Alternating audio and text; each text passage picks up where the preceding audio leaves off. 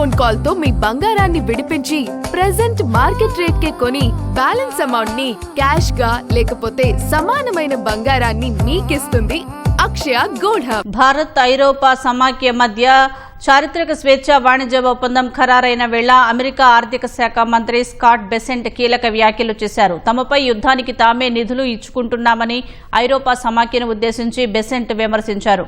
America అధ్యక్షుడు Donald Trump నాయకత్వంలో Ukraine Russia యుద్ధానికి త్వరలోనే పరిష్కారం దొరుకుతోందని బెసెంట్ ధీమా వ్యక్తం చేశారు.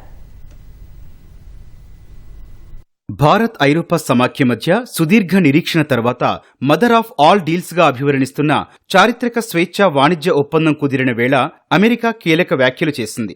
రష్యా నుంచి చమురు కొనుగోలు చేస్తున్న వ్యవహారంలో ఐరోపా దేశాల వైఖరి ఆత్మహత్య సదృశ్యంగా ఉందని అమెరికా ఆర్థిక శాఖ మంత్రి స్కాట్ బెసెంట్ విమర్శించారు.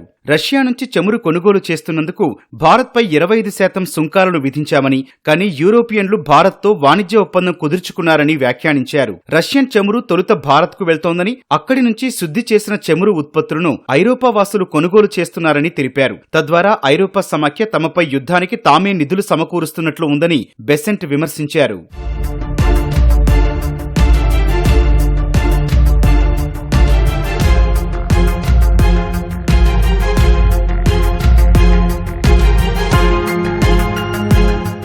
భారత్పై విధిస్తోన్న కఠిన సుంకాలపై బెసెంట్ కొంత సానుకూలత వ్యక్తం చేశారు. రష్యా నుంచి భారత్ ముడిచమురు కొనుగోళ్లను గణనీయంగా తగ్గించుకుందని, ఇది అమెరికా దౌత్యపరమైన విజయమని ఆయన అభివర్ణించారు. ఈ సానుకూల మార్పు నేపథ్యంలో భారత్పై ఉన్న 25% అదనపు సుంకాలను తొలగించడానికి ఒక మార్గం ఉందని, త్వరలోనే సుంకాలు సగానికి తగ్గే అవకాశం ఉందని ఆయన సూచనప్రాయంగా వెల్లడించారు. అధ్యక్షుడు డొనాల్డ్ ట్రంప్ నాయకత్వంలో ఉక్రెయిన్ రష్యా యుద్ధానికి త్వరలోనే పరిష్కారం దొరుకుతుందని బెసెంట్ ధీమా వ్యక్తం చేశారు. ఈ విషయంలో ఐరోపా దేశాల కంటే అమెరికానే ఆర్థికంగా, రాజకీయంగా అతిపెద్ద త్యాగాలు చేసిందని ఆయన గుర్తు చేశారు.